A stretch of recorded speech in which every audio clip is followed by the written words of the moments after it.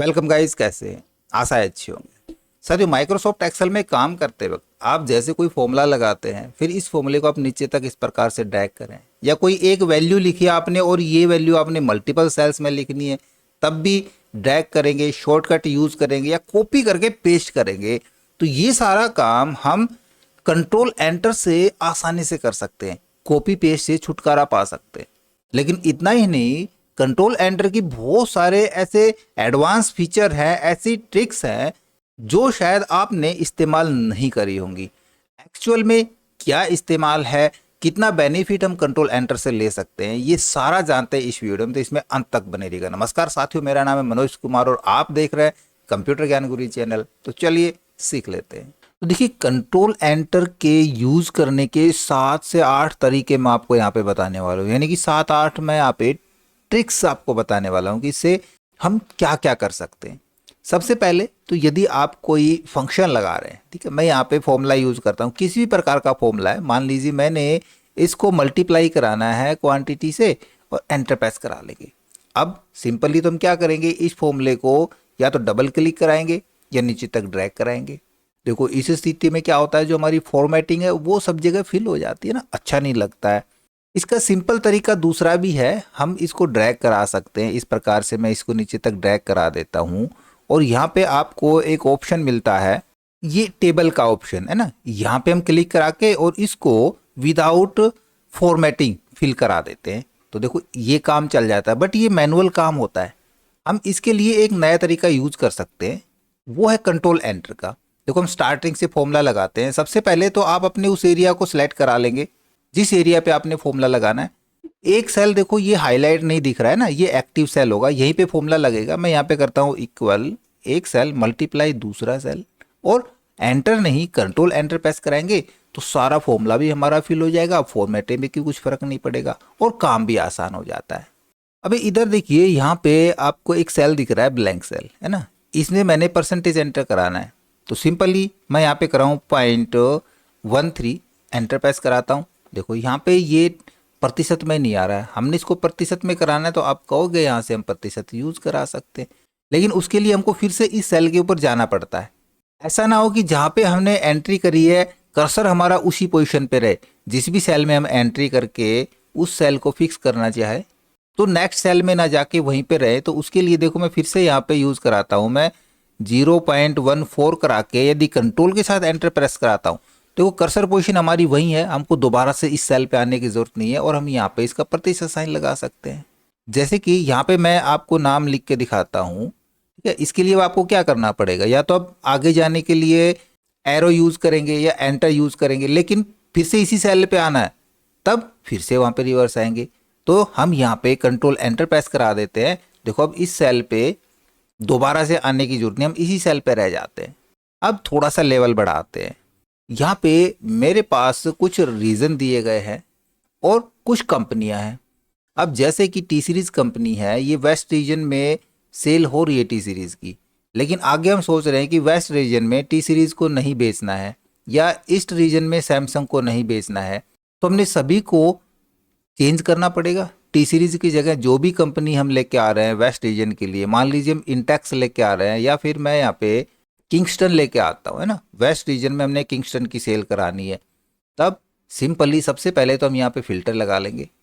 यहाँ से फिल्टर करा लेते हैं हम वेस्ट रीजन को, ओके, और फिल्टर करा लेते हैं यहाँ पे टी सीरीज को, ओके करा लेंगे। अब देखो यहाँ पे जो टी सीरीज है वेस्ट रीजन की, इसकी जगह हमने किंगस्टन कराना है, तो इनको हटा देंगे, डिलीट करा देंगे। अब यदि मैं यहाँ पे कराता हूँ किंगस्टन और इसको नीचे तक ड्रैग कराता हूँ, देखो यहाँ पे बहुत सारी रो हैं जो हिडन रो है ना, तो ये किंगस्टन उन हिडन रो के अंदर भी फिल हो जाएगा। तो वहां पे फिल ना हो उसके लिए सबसे पहले तो हम एक काम करते हैं। देखो मैं यहाँ पे इन सभी को सिलेक्ट करा लेता हूँ, क्योंकि हमने एक ही बार में फॉर्मूला लगाना है कंट्रोल एंटर से। तो उससे पहले अपने कीबोर्ड से ऑल्ट के साथ सेमीकोलन दबाएंगे, तो आप देखो जो सिलेक्शन है वो अब डिवाइड हो चुका है। जो हमारी रो यहाँ पे आपको टच हुई दिख रही थी, अब वो अलग हो चुकी है, यानी कि जो सिलेक्शन है वो सिर्फ विजिबल सेल्स का सिलेक्शन है, जो हिडन सेल्स है उनका सिलेक्शन नहीं रहा है। अब यहाँ पे टाइप करेंगे किंगस्टन और कंट्रोल एंटर प्रेस करा देंगे, तो आप देखो कि सिर्फ वही सेल्स हमारे चेंज होंगे जो हमारे सिलेक्शन थे, और एक ही बार में हमने ये सारा काम बखूबी कर लिया। अब देखो यहाँ पे आपको एक रिपोर्ट दिख रही होगी, रिपोर्ट काफ़ी अच्छी रिपोर्ट है, क्योंकि हमारे पास देखो वेस्ट के, ये वेस्ट रीजन के सारे सेल्स हैं, जिसमें टी सीरीज, सैमसंग और फिर से टी सीरीज की सेल हो रही है, ईस्ट रीजन में अलग अलग सेल हो रही है। देखने में ये रिपोर्ट अच्छी लग सकती है, बट हम चाहते हैं कि जहाँ पे ये ब्लैंक सेल हैं, ये ब्लैंक सेल ना आए। यहाँ पे ये वेस्ट रीजन है तो सभी में वेस्ट रीजन आ जाए, यहाँ पे ईस्ट रीजन यहाँ पे फिल होना है, यहाँ पे सारे टी सीरीज हैं तो सारी टी सीरीज कंपनी आए, यहाँ पे सैमसंग कंपनी आ जाए। तो इस काम को यदि हम मैनुअल करने चलते हैं तो ये काफ़ी कठिन होता है। इसके लिए एक सिंपल सा तरीका मैं आपको बताता हूँ। आप किसी भी एक सेल के ऊपर रह सकते हैं, ब्लैंक सेल के ऊपर, ठीक है, और करेंगे कीबोर्ड से कंट्रोल जी प्रेस, तो आपके पास देखो गो टू की विंडो ओपन होगी। यहाँ से चले जाएंगे स्पेशल पे, यहाँ से कर देंगे ब्लैंक्स पे क्लिक और ओके करा लेंगे। तो आप देखोगे सारे ब्लैंक्स सेलेक्ट हो जाएंगे, एक ब्लैंक आपको सिलेक्टेड नहीं दिखेगा, यानी कि यहाँ पे हमारा कर्सर है, ये एक्टिव सेल है। यहीं पे हम फॉर्मूला लगा देंगे इक्वल, और फॉर्मूला लगाएंगे कि हमने इसमें अबाउ वैल्यू को फिल कराना है, ऊपर वाली को फिल कराना है सभी में। तो ऊपर वाला सेल ले लेंगे, फॉर्मूला बार में आप देखोगे यहाँ पे दिख रहा है C2, है ना। तो इसी प्रकार से एक एक सेल के अंदर फिल होता चला जाएगा। सिंपली कंट्रोल एंटर प्रेस करा लेंगे तो सारे फिल हो जाएंगे। अब यहाँ पे एक समस्या आ सकती है आपके साथ कि बाय द वे कहीं पे आपने रीजन चेंज करना पड़ता है, तो इससे नीचे जो फॉर्मूले हैं वो उसी वैल्यू को उठा लेंगे, है ना। तो ये समस्या हो सकती है, तो उसके लिए हम यहाँ से सिलेक्ट कराएंगे shift right, control shift down, control C for copy करा लेंगे, और कंट्रोल ऑल्ट V कराएंगे तो पेस्ट स्पेशल की विंडो ओपन होगी। यहाँ से कर देंगे वैल्यू पे क्लिक और ओके करा लेंगे। तो अब यहाँ से आपका फॉर्मूला रिमूव हो जाएगा और सिर्फ वैल्यू वैल्यू इधर रह जाएंगी। अब यहाँ पे देखो इधर डिस्काउंट निकाल के टोटल निकाला हुआ है, यानी कि डेट गुना क्वांटिटी, और इसका माइनस करा रखा है 5%, यहाँ पे 10%, और कुछ यहाँ पे ब्लैंक्स भी हैं, तो हमको यहाँ भी फॉर्मूले लगाने हैं। तो आप सोचोगे ये काम तो सिंपल ही, हम कोई भी एक फॉर्मूला कॉपी करा लेंगे, यहाँ से फॉर्मूले को नीचे तक ड्रैग करा देंगे, सारा एक जैसा तो आना है। नहीं, बट यहाँ पे कुछ अपवाद हो सकते हैं। हो सकता है कुछ एक्सेल यूजर अपना निजी डेटा अपने अनुसार रखते हैं, हो सकता है कुछ परसेंटेज का उसने कैलकुलेशन नहीं किया हो, या परसेंटेज नहीं निकालना चाह रहा हो डिस्काउंट का, फिक्स डिस्काउंट दे करके फॉर्मूला लगाया हो। कहीं कहीं पे ऐसे मैनुअल भी चेंज किया होगा, मैनुअल डाला हुआ होगा ना, वो अपने अनुसार उसने डेटा सेट किया है, तो वो डेटा चेंज हो जाएगा। और वो डेटा चेंज नहीं करना है, हमने सिर्फ ब्लैंक सेल के अंदर ही फॉर्मूला फिल कराना है। तो सिंपली इस सारे को सिलेक्ट करा लेंगे, कीबोर्ड से करा देंगे control G press, go to special में जाएंगे, ब्लैंक्स को सिलेक्ट करा लेंगे, और हम जो फॉर्मूला लगाना चाह रहे हैं उसके लिए हम करेंगे इक्वल साइन का प्रेस, कि भाई हमको यहाँ पे चाहिए रेट मल्टीप्लाई क्वांटिटी, और इसमें से हम माइनस करा दें रेट मल्टीप्लाई क्वांटिटी का 15%, ठीक है। ये हमने फॉर्मूला लगाना है, बस कंट्रोल और एंटर प्रेस करा देंगे। आप देखोगे सभी जगह पे ये फॉर्मूला फिल हो चुका है। यहाँ पे देखिए कुछ सेल्स है, अलग अलग डिपार्टमेंट की कुछ सेल्स है, जिसमें उनका स्टेटस कहीं पे पेंडिंग है, कहीं कैंसिल्ड हो चुका है, कहीं पे रिसीव्ड हो चुका है।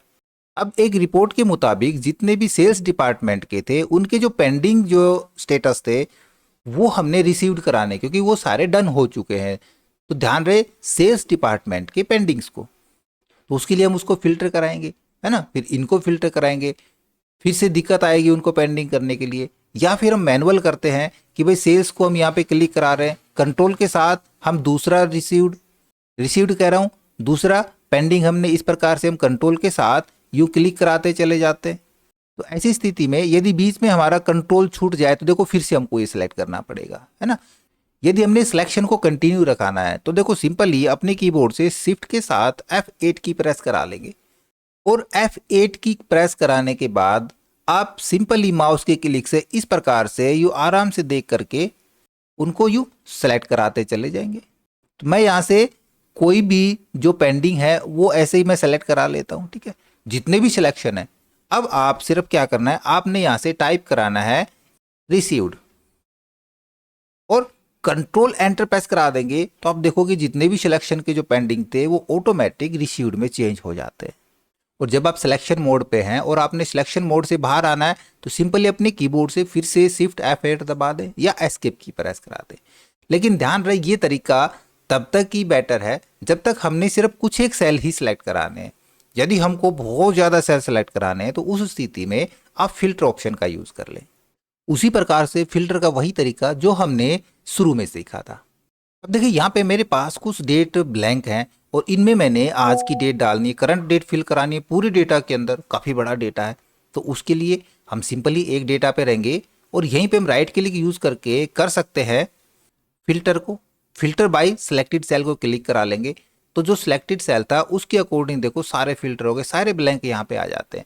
इनको कंप्लीट सभी को सिलेक्ट करा लेंगे, कीबोर्ड से करेंगे ऑल्ट के साथ सेमीकोलन, तो ये सिर्फ जो विजिबल सेल्स हैं वही सिलेक्ट रहेंगे, बाकी के सिलेक्ट नहीं होंगे। हम सिंपली यहाँ पे करेंगे करंट डेट के लिए control semicolon, current date fill हो जाएगी और कंट्रोल एंटर से इसको सभी जगह फिल करा सकते हैं।